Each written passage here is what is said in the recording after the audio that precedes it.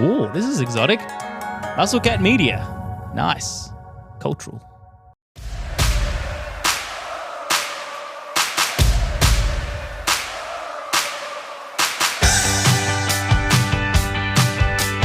Welcome to another edition of Baseball Expats. Andrew Reynolds is in St. Louis building things with his 99-year-old grandfather right now. Rumor has it his grandpa has had double the amount of beers that he normally consumes in a fortnight. He's had 2 this week, up from his normal 1. So Rolsey's been going to some cards games, seeing some family, and it's just the middle of the night for him right now. So, Rolsey not here. It's just Eric and Spoon. Spoon, how are you? Good, mate. I'm very good. A couple of beers a fortnight seems like well unders probably my usual run sheet, but it is probably something I've heard from the doctor once or twice as well. So could take something from the 99-year-old Mr. I was about to say you're not 99, so I might live it up. Anyways, here's what's going to happen today. We're going to recap some Destiny draft. We do have some contributions from Rolsey. He did send in a little note about how his team is faring. The Canary, I don't know if I want to hear from the Canary at this stage, and we'll get more on that in a second. But the Canary is going to send in some notes too. You've got some picks at the end of the show as you normally do, but the big one, I need you to help catch me up. That's what's on tap today. And we'll get to the catch up in a second. Let's start with the Destiny draft. You can track it all at baseballexpats.com. Rolsey's built a really cool chart tracker thing. And me and Rolsey have just been flirting at the same number. You flatline, dude. Have you just been on 12 for I've got 0 players. So Aaron Judge is out for a long time. Byron Buxton ran into a wall the next day, and then Stephen Kolek yesterday got put on the family emergency list, which the curse on this pod is now teetering into borderline offensive. Yeah, so if you've just joined us in this journey, we have a curse here. Anytime we give flowers or talk about someone, they seem to get hurt. You outlined that pretty well. Byron Buxton hurt, Aaron Judge not really hurt around, really hurt. Stephen Kolek I saw is on the probables for this week, but we'll see. I think he's good to go tomorrow. But on Rolsey's team, his team have just been around. It's just not very good. On my team, Dalton Varsho got hurt right away. Michael Wacha, not very good. The guys we've just talked about, even guys from past. Did anyone else get hurt over the last week? From DD? Well, or just from this pod in general? It's probably a good time to mention, this is the first time we've spoken about DD properly since we drafted last Monday. It's a good time to mention for those that listened and are wondering. We gave the Canary, the listener, what we think will keep moving forward, an injury replacement, because he drafted Ellie De La Cruz, and then before the round even started, we drafted here on Monday in Australia, and it was Tuesday morning before the first pitch of any game, De La Cruz to the 10-day IL. So we let him redraft, and he took James Wood. And look, to be fair, James Wood has 0 points, so that hasn't moved the needle whatsoever. But we did kind of talk about that maybe needs to be a thing, at least before game 1. What's happened since then is all my other players have gone down, and there's no redrafting, and there shouldn't be, because that's part of the game. But yeah, I think we really got off to a flyer when De La Cruz was first off the board, or second round pick for the Canary, and then he got hurt. So yeah, I think there's 4 of us drafted 3 players, and 5 of them are on the IL. That's pretty impressive even for us. I forgot about that because I've just been staring at this leaderboard the whole time, and Schmidt's been on it. I forgot that Ellie got hurt before we even began. That's insane. You can go back and listen. It's the episode before this to the Destiny draft. We ripped over some cards, picked the players from that pool. What is interesting, Spoon, looking at this is my guy Otto Lopez, who was a very good pick from me. He's got 12 points. Dalton Varsho has 0 because he's hurt. Michael Wacha pitched 6 innings, but gave me 0 points because of just the way the scoring system worked. Then you look around and the Canaries pick, Casey Schmidt's got 11 points. Shohei's got 9. On Rolsey's team, Horner's got 6, Rice 4, Williams 4. You just have nobody because, Stephen Kolak has 9 after his 7-inning outing. That's amazing. But Otto Lopez, who we drafted, is the second best player, and he's the second best player of all of the players that were available to pick. It is ridiculous looking through this because guys are obviously hurt, but Mauricio Dubon is leading with 16 points. Kerry Carpenter is next in the undrafted at 7. There's only 5 players who have positive points on this list. Yeah, and I think Corey Seager was on the IL when we drafted him, but he just got off. That was those 3 packs with the exception of some big names, and Ohtani was the last to come out of pack 3. There were a lot of guys that have been DFA'd or were already injured, or we had a pretty slim picking pool-wise. And then to make matters worse, you've had your Varsho knock. I think the next day I read a report and it was Aaron Judge seeking second opinion. No one ever seeks a second opinion with a baseball related injury and then comes back the next day and starts hitting the baseball. That was the writing on the wall. Lenyn Sosa ended up on the DL. It's actually ridiculous. Yeah, 3 guys get negative points. We are then the guys that aren't hurt just suck. Someone was actually talking about Carlos Narvaez being a viable option. Yeah. And I think the crazy thing, I took Judge with the last pick of round 3 because of the strikeout concerns, right? And we figured out, thanks to Rolsey's database that he's built with this scoring system, that guys that you might think are big names don't necessarily go well in Destiny Draft because of the strikeouts. I obviously took 2 of them with Buxton and Judge, but even James Wood for the second time on Destiny Draft is kind of proving that, right? He's got a couple of home runs in the round already, but with the 12 strikeouts, he's on a neutral score of 0. Yeah, look, I'm in a world of hurt. I got Colette going around tomorrow. Buxton didn't go to the IL. He just was out for 3 days, so I'm hoping I can get something from him. But with Byron Buxton playing 5 games, the variance there is it could easily be a negative score as opposed to a positive score. But just doing the quick math on the rotation and the games left, if Kolek does take his start tomorrow, I will get a 3rd start on Monday, which could make it really interesting because we haven't had a round yet where a guy's gone around 3 times. Canary obviously got a great 9-point start from Ohtani, but due to the nature of how he pitches and the 6-man rotation, he'll get 1 more outing and that's it. I got to say, I'm probably most scared of Rolsey's team just because he's got 3 guys, right?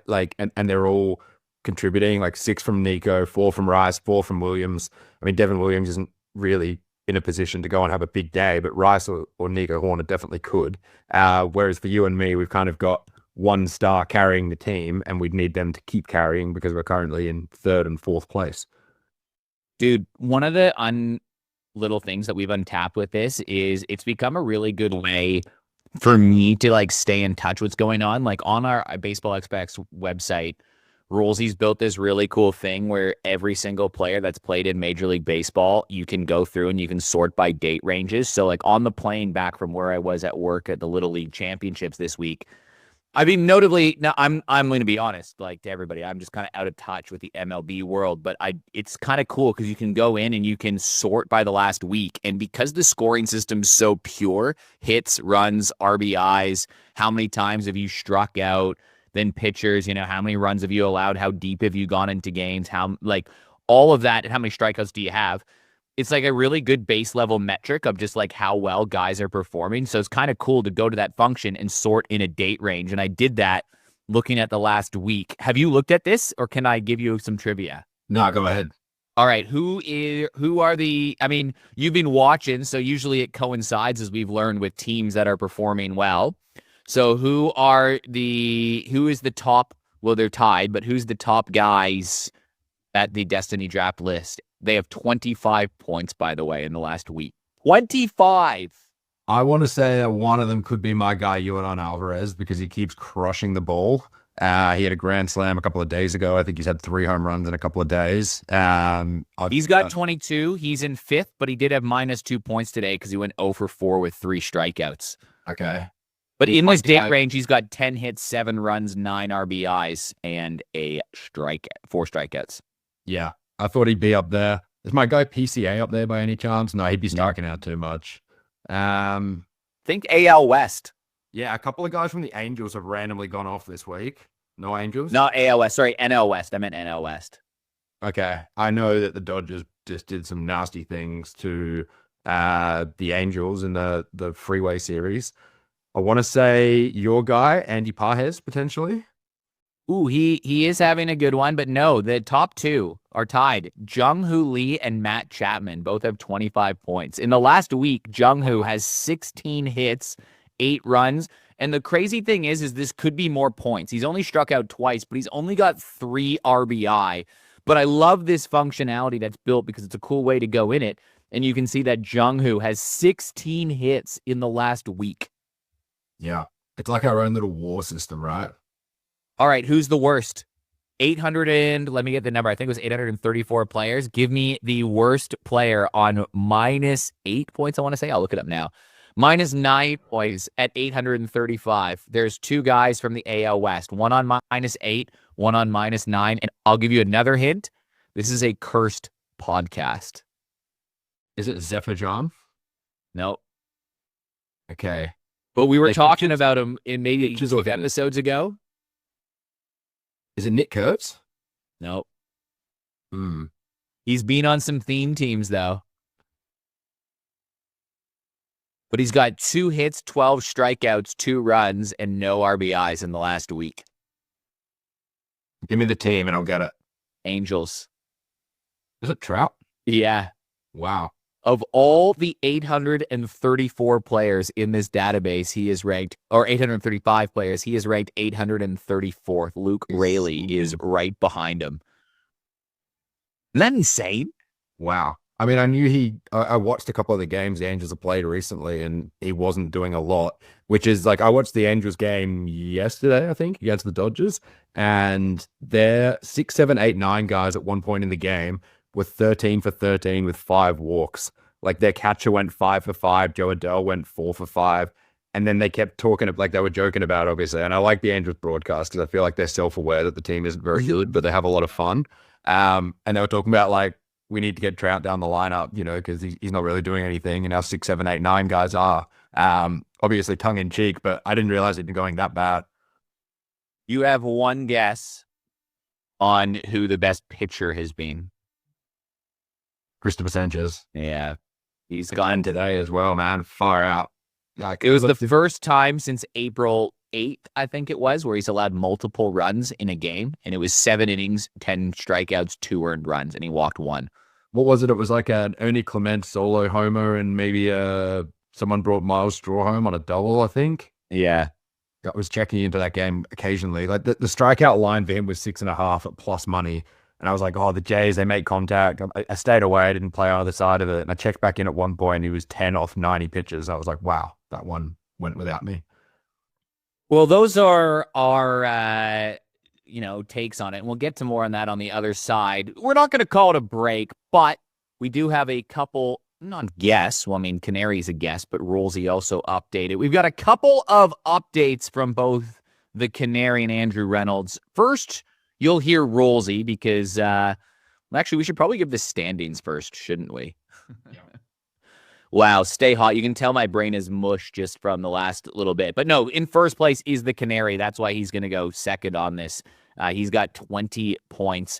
Rolsey in second at 14. You and I locked in a battle at 12. A couple Royals starters needing to go. Let's hear from the Canary and then Rolsey. Okay, welcome back, Baseball Expats. Thank you again for having me on. My review so far, it's been a bit of a roller coaster, which is generally my emotions and my luck when I do drafting. Was obviously very annoyed on the first day, De La Cruz getting injured. Was luckily enough to get Wood as a replacement, but it's been an absolute, it's been a shit show with Wood and Schmidt because they will combine for -4 3 out of 4 days, and then they will combine for 20 points on one day. So it's been an absolute roller coaster having those two. I can't seem to get them firing consistently. And then the flip side, Otani's been an interesting one. He's only pitched once and carried me with points. I might only get one more pitching day out of him. So although it's obviously a good scenario because there was not many other pitchers available, also annoying to maybe only get 2 pitching days across the fortnight. But looking across the board and where everyone else is sitting points wise, I can only imagine that everyone's in the same boat and there's been a bit of a roller coaster overall. So I can't say that I'm unhappy. I'm very happy to hear that I'm not going to be the worst performer out of all the listeners. And I hope that these guys can get me over the line and bring the listeners back up in a week's time when our good friend Luke has to do his drafting. Thank you very much for having me on again, guys. Appreciate it. Love your work. Can't wait to keep following for the rest of the year. G'day, boys. Hope all is well. Just enjoying some time at home in 35-degree weather and 85% humidity. The Cardinals are playing good baseball, which has made the return a good time. Look, as far as Destiny Draft goes, I'm just steadily climbing. I'm like putting your money away in an index fund and just forgetting about it. It feels like day on day, it's just been a tiny increase. Devin Williams hasn't thwarted my efforts of trying to win this thing as much as I maybe thought he had. It was nice to see Ben Rice as well sort of come alive last night. Now, the pick for Nico Horner, I think, is paying off. He just isn't striking out and is steadily accumulating points. But that said, I think it's going to be a pretty important week for those guys. Hopefully Ben Rice can build on what he did on Monday night here in the U.S. Interestingly enough, the Cardinals and Mets are playing this week in New York. So, look, I really hope that Devin Williams doesn't have many opportunities against the Cardinals in the next few days. But yeah, it's been a lot of fun, and I think it's going to be really interesting to see what happens with the Canary as he's leading. And R.I.P. to Spoon's entire team. Miss you, boys. Look forward to being back next week. We'll chat soon. Well, there you go. Thanks to the boys for tuning in. Canary feeling pretty good about himself, man. Yeah, it's really interesting. I was just looking as well as you rattled off the round standings. It's in reverse order currently of round one. So if it ended right now, we'd all have 5 points, which would make things really interesting after 2 rounds. I think I'll have a pretty handy tiebreak score, depending because of the 44 in the first round. But yeah, I mean, we were kind of talking about the listener spot being down and out after Grom got James Woodard and Corey Seager and even Chris Bassett, and he was kind of dead last, and we thought it might be a long year for the listener spot. But if the Canary can keep this up, and all signs suggest he can, especially with another Ohtani start around the corner, we're going to be in a really interesting spot after 2 rounds. How would it work if you and I tie this week? It's a good point. I guess we split. No, we shouldn't have half a point. We should probably just both get 3rd place. Right. Yeah, I think so too. We should both get, like in a horse race, if you dead heat second, you both get second and then there's no 4th. So we're the last 2 right now. So it's probably we just both get 3rd. But I think in future, if there's a tie, like 2 guys get 1st, the next guy just gets 3rd on his own, right? So you share that spot. But you and I would both get 2 points, I suppose. Yeah, for 3rd. Yeah. Yeah. I think that's fair, even though it would keep you ahead of me, and I'm 1 point ahead of you right now, behind you in the overall standings right now. But that's okay.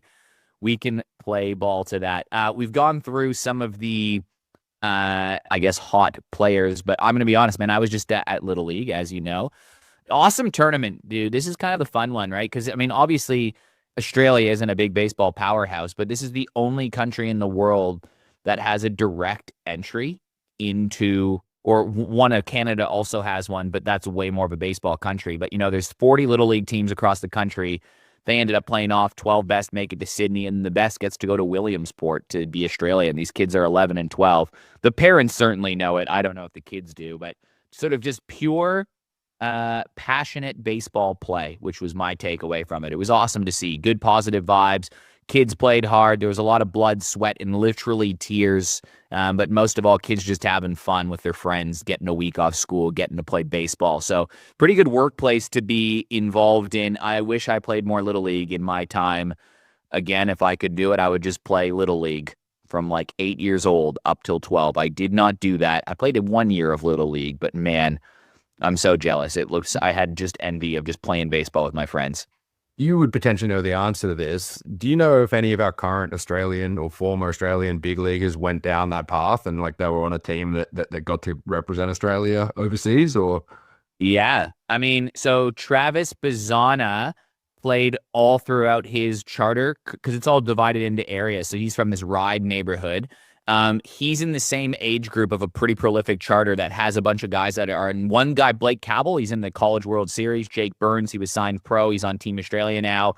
Bazana lost in the final a couple times to those guys towards getting there. But Curtis Mead actually played Little League. He was on some really good teams, but it goes Little League, Intermediate League, Junior League, Senior League. So like under 12, under 14, 15, and 17. Mm-hmm. And Curtis Mead won one of them, the Senior League championships, and went over to the USA representing Australia for the direct pathway. Brandon Bidois was on a team that went to the final. He's in the big leagues right now. He was with Brisbane Metro. So like all of these major leaguers, Curtis won one, but all these guys played this. It's very much part of the pathway in Australia and got to it. So I'm sure there is, like almost guaranteed over the last 4 weeks when I've been watching Little League, Junior League, Intermediate League, Senior League, like I watched a big leaguer somewhere in the mix of it. It happens, right? Like, and I guess it goes to what we've talked about before, right? There's only so much an individual can do in baseball compared to, like LeBron playing high school basketball, whatever. He's just beating everyone because it's 5-on-5, right? But you could have a future Aaron Judge playing on a team, but unless he's got 8 guys around him and a rotation and a bullpen, there's only so much one guy can do.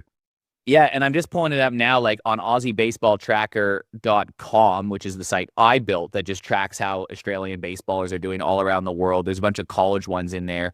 First off, the guy that's in the College World Series, Blake Cavell, went to a Little League World Series and a Junior League. But I'm just looking at the professional guys in minor league baseball. Bazana played for Ride. Mead played for the Adelaide Armada. Brandon Bidois played for Brisbane Metro. Blake Townsend went to a couple nationals with the Melbourne Rangers, which is like the rural Victoria, Geelong sort of area. Clayton Campbell went to a Little League World Series. He's now in High A. He played, what did he play? He was the pitcher for Australia's first ever win at the Little League World Series. Drew Davies, he's from Adelaide. He played with the Adelaide Seahawks. They lost in the Little League Championship game. They were 1 run short of going to Williamsport, lost to Gold Coast. Max Durrington, he played Little League for Gold Coast. He was in one of those tournaments. Brent Iredale went with Ride to a World Series event, I'm 90% sure. So it's kind of cool looking through all these names right now. Jack Bushel was on that Seahawks team with Drew Davies.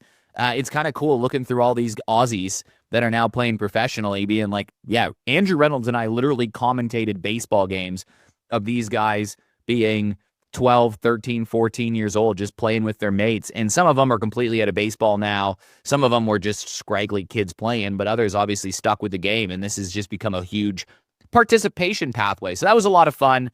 Congrats to Ride. They're the ones going through. This kid, Adelaide, had a good team, man. On our side, they lost in the semifinals. This dude that tossed a complete game, 1 hitter, no walks, and struck out 13. Adelaide just couldn't. He was really good all tournament. Like, he was Ride's best guy.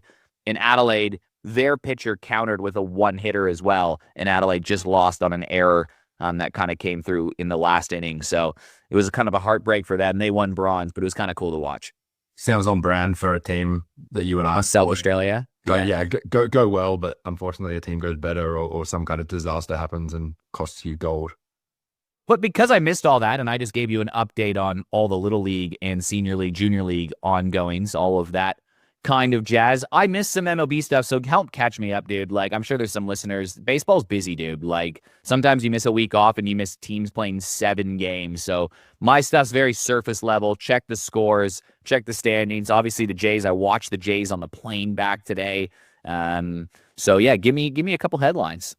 I'll give you 3 talking points that I think are worth touching on. The first one is timely because it's still happening right now. My God, I just looked at this. Yeah, it's not often we record the show when there's a game on. I mean, it's 3:30 here in Adelaide, and this one started 4 hours ago.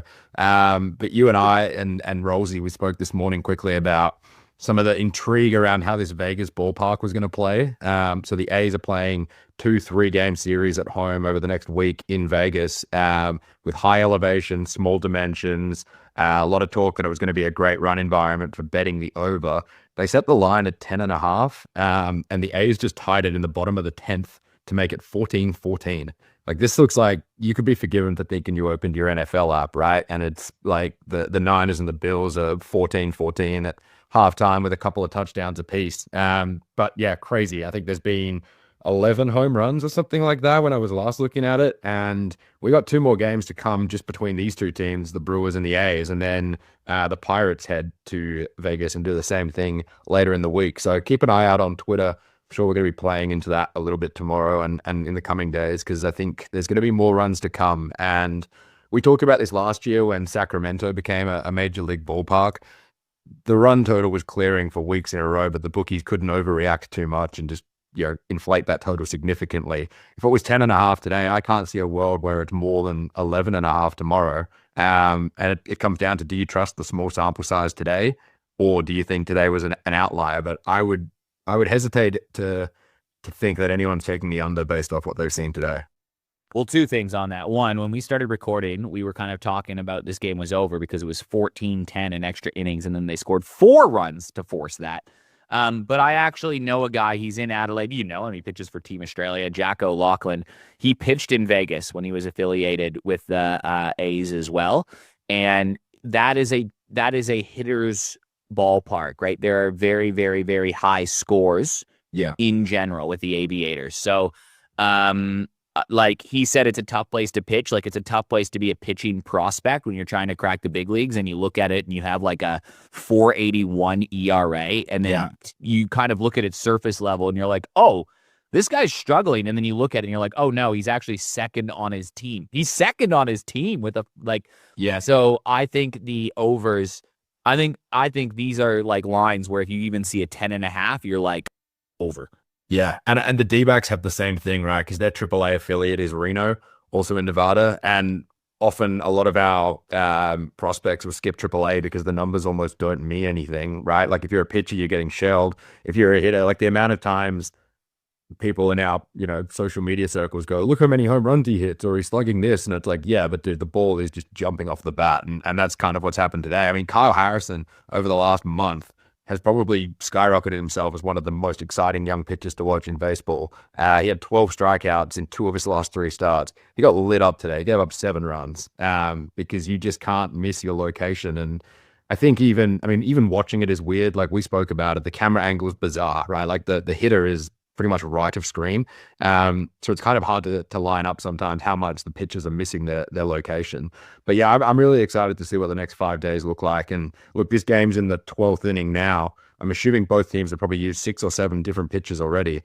We know how much that can have a flow-on effect for a series, and particularly for the A's, who are going to have to play back-to-back series there. The Brewers can lick their wounds and move on after this. But I think I'm going to be liking the team total for some of these road teams coming up against the A's, because they're going to get those 9 innings at least. They might get 11 or 12 like today, and I think there's going to be runs to come. 13 pitchers were used, Spoon, so far in this game and counting. 4 of them have not allowed a run. 1 of them pitched an out. So I don't even know if you count that. Crazy. Anyways, let's give me your number 2 headline. Number 2 is Tarik Skubal's making rehab appearances, but in the midst of a really interesting trade hype. Like, I can't remember there being more buzz this early about a player of this caliber potentially being traded. Like, this guy's won back-to-back Cy Young awards. The Tigers are obviously a lot worse than anyone expected, and they had the arbitration with him last year, but they're obviously not planning to pay him the $400 million that he's likely going to get. Unfortunately, some of the usual suspects are being thrown in the mix, like the Dodgers, and I think Dave Roberts has commented on how happy the fans would be, that the franchise that doesn't get a lot of star teams. It would be nice if Tarik Skubal became a Dodger, I'm sure. But I can't remember a player of this caliber, where we're talking back-to-back award-winning, being talked about this much as a trade potential guy this far out. And you can't tell me that there's not 29 teams out there right now thinking, yeah, we should go and get him. Because even if you are one of the struggling teams, but you're a big market team, he could just as easily be a Mets trade target. He could just as easily be an Angels trade target. I think that's worth following closely over the coming weeks, because he'll get dealt at the deadline. But when it takes, when it starts this far out, as far as what a team's going to pay to get him, it's usually a massive return, right? I wonder if you're a team like the Pirates that are, if you're in a wild card mix in a month from now, and you have a chance just to roll the dice just for 1 year, knowing that you're probably not going to offer him the money and he's probably not going to stay there anyways. If you're the Pirates, you have a good prospect system, you've got a good pipeline. Would you roll the dice on making a big swing in a trade so you could have Skeens and Skubal entering a potential playoff run if you're in the mix? I think so. I think teams might need to be prepared for the scenario where you trade for this superstar player and he doesn't resign. I mean, we've seen that more and more recently, right? Like Soto goes to goes to the Padres and they don't end up paying him the big money. I think Scherzer was another one. Trey Turner to the Dodgers. Like, teams are willing to kind of push the chips in for a 3-month rental. An interesting team in the mix of those sort of conversations has actually been the D-backs, because last week, Corbin Burns had a huge setback and probably won't be back for the season now. And on top of that, Zach Gallen has continued to stink it up. So the plan was really, survive until Corbin Burns gets back and there's your ace. But now all of a sudden the D-backs might have 3 starters in this rotation. I mean, this is a team that's called up 3 of their top 10 prospects in the last month and they're getting everyday play time. To me, that looks like a franchise that's actually shopping some of this young talent to prove that they're long-term pieces for someone, but also big league ready now. You've got Ryan Waldschmidt, you've got Lou James Groover, great name, and Tommy Troy, which is probably the coolest baseball name I've heard in a long time. And they're all these young outfield types, and the D-backs still have depth in that outfield kind of position, but no pitching to report really. Like, the top D-backs prospect, I think, is a 7th or 8th ranked. That's a pitcher. I think we're going to see a team kind of come out of nowhere in the Skubal hunt, and yeah, to your point, potentially be a team that doesn't intend to re-sign him. And we don't know what's going to happen with Major League Baseball next year. You might not be in the worst position where you don't need to go and sign this guy right now, because by the time we're talking about free agency next, the landscape could be completely different depending on, salary cap, salary floor, all of these ideas that are being floated around. Yeah, like they would have to, someone should just give a bag to them, right? Like, and I think it needs to be a team that can make he would make a proper difference on. The Pirates interest me, dude, just because that Skeen Skubal chance. Pirates fans already are used to watching their teams suck. So, like, if you were to say, hey, we'll trade you 6 more years of sucking, but this year you get Skubal and Skeens. In 2 years, they're both going to be Yankees and Dodgers. But this year you get Skubal and Skeens. I think you'd take that. I think the other team potentially in that mix is a smoky, in the same vein as the Pirates, could be the Athletics, right? Like, now that they've locked in on this move to Vegas, for the first time they're re-signing guys, whereas for 15 years they would just trade them as they got close to the end of their rookie deals. It wasn't that long ago that Mason Miller got the second best prospect in baseball in DeVries, the 19-year-old shortstop. I mean, that could be the kind of piece that gets a deal like this done if you're the Tigers, and the A's might actually be interested in splashing some money and extending him and having him be the face of this team when they open up in Vegas in a couple of years' time.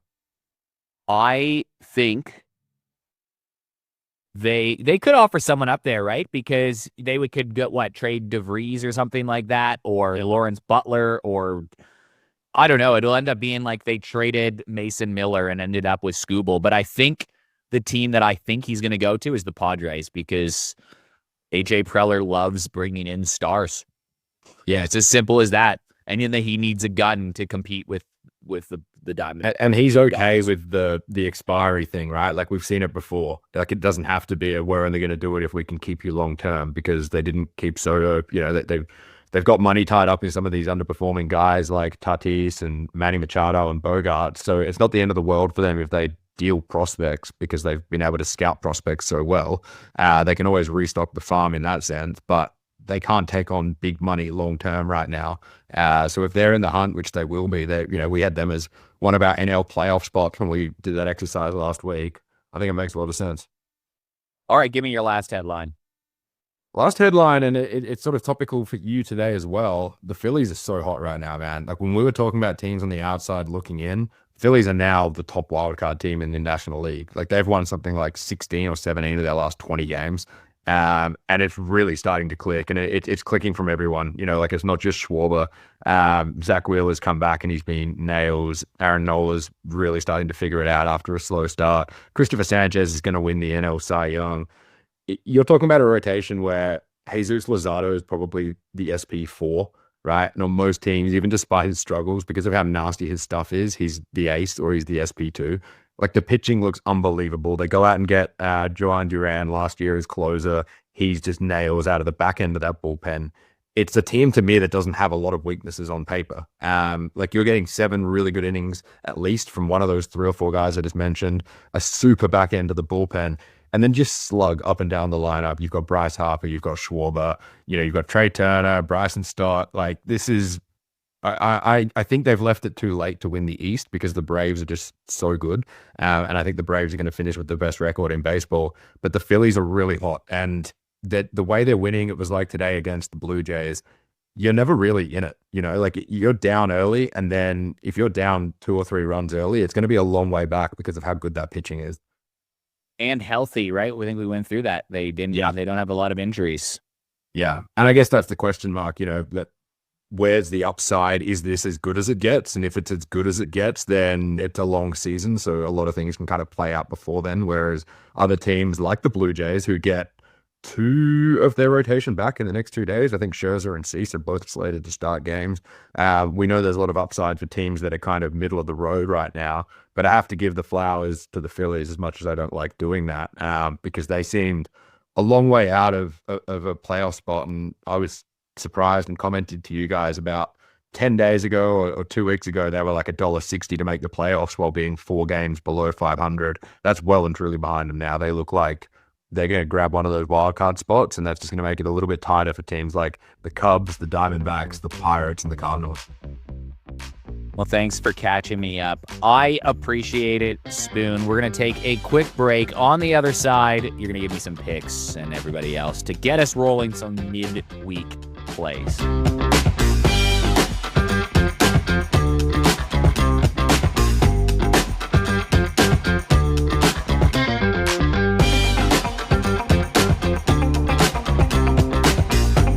Well, welcome back. We're almost through the episode. We'll be back on Friday with some more weekend pickoffs and some picks, which are coming your way for some midweek, and probably another update very quickly on the Destiny draft.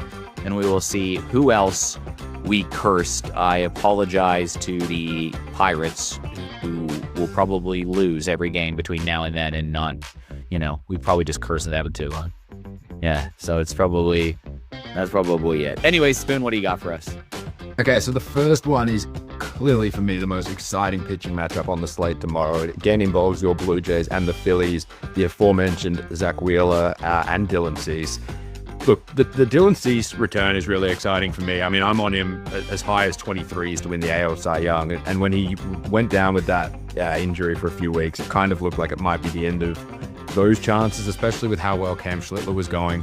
Schlittler's had a couple of rougher starts, and he's drifted out to 270 off the back of that, and they're not letting him stretch out in games as much as they were, which was always my concern with Schlittler because he doesn't have the mileage on the arm yet. And they've got guys coming back, Cole's back, Max Fried will come back. So I still think there's value in the AL Cy Young race. And for Dylan Cease to be in that conversation, he just needs to hit the ground running tomorrow. He's already missed a couple of starts, made a rehab appearance last week. He gave up 5 or 6 runs, but the velocity was there and he struck out 7. So maybe there's going to be a little bit of roughness with him, but the way Blue Jays have been able to rehab and retrain starting pitchers, going back to Robbie Ray, as we've talked about, I'm pretty confident he's going to hit the ground running hard tomorrow against the Phillies. I also love the way Zach Wheeler has been pitching, and as much as the Blue Jays don't swing and miss a lot, they do against elite pitching, as we saw today against Christopher Sanchez.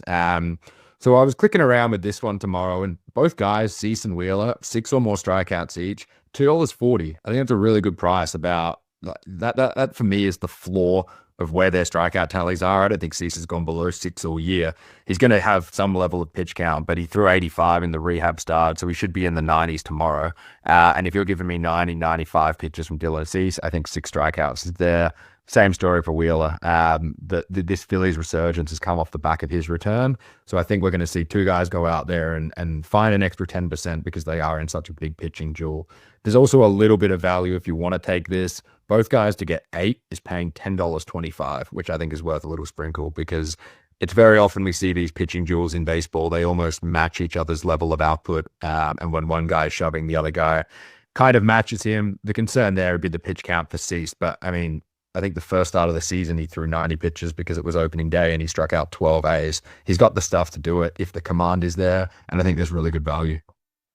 I do like these picks. The worry with Cease is that he just is struggling out of the start. However, well, I mean, when I went on a run and I was listening to a Blue Jays game and they were kind of live following Cease's start in Buffalo, that 3 2/3 one. And basically what they're saying is the assignment wasn't to pitch it like a big league game. Like, you go out there, they wanted to see two things: where the velo is at, how he could command his primary pitch, and how deep he could go. So 85 was the number. That was always going to be the number. And it was more just like, is the velo there? Does he feel anything after 85, and does it feel normal? He wasn't trying to pitch, if that makes sense. He was just going out there to throw. So I don't think in these rehab starts you can really look at the numbers. Like, the runs are the runs, but if you're a player, you also know that that's what he's doing. So you're probably just sitting fastball. You're sitting something the whole time. He's not trying to pitch like he's in a big league game. So I do like that. And it is encouraging that he was able to get 7 strikeouts when he was just throwing, not pitching. Yeah, I mean, I'm happy to just completely scrap the earned runs and the hit column there and just look at the strikeout stuff, because that means that the changeup mix is there, and his off-speed stuff is so nasty. So if that's working, look out, Phillies, I think. And this is, obviously, there's a little bit of risk there in these scenarios, but this is the best price you will get for the rest of the season on a Dylan Cease line, and I'm happy to pair that up with Wheeler. Jay's got to win this and they got to win this game because Scherzer's starting after. So they have to win this game. Yeah, that Thursday game is going to be, I'm going to be on the overs there. Scherzer against Luzardo, that just screams, 5-5 after the first couple of innings. The way both guys have been so inconsistent this year. The other one, look, this is the first time I'm going to do this. It might be the last time, but I'm going to tip a Destiny draft player. Stephen Kolek's pitching tomorrow, and my hopes rest on him already enough as it is. So I might as well invest a couple of units on him and see how he goes. He was so good in that last outing against the Reds. He struck out 8. He had 23 CSWs, so called strikes and whiffs, which is actually down from a couple of his recent starts. But the way he was locating his pitches, I mean, he gave up 6 hits and a couple of runs, but he struck out 8 in 7 innings with a pitch count of 96. A couple of starts before that, he had a pitch count of 108 against Seattle. So they're giving this guy serious length, which we're not actually seeing from a lot of guys in this Royals rotation right now. Lugo, Walker, I mean, these guys aren't getting the opportunity to go deep, whereas Kolek is. Tomorrow he's taking on the Rangers, who are 20th in baseball on strikeout rate, and their split from home to road is quite noticeable. On the road, they're striking out 23.7%, which is one of the worst in baseball. His line is 3.5 at $1.70. So I'm going to take him for 5 at $2.62. I think that's crazy given he's fresh off a start of 8. He had 5 the start before that. He's getting the opportunities. He's against a team that do swing and miss. It kind of just looks to me like a guy who isn't on everyone's radar. He wasn't really on my radar before the pack gods kind of put him there.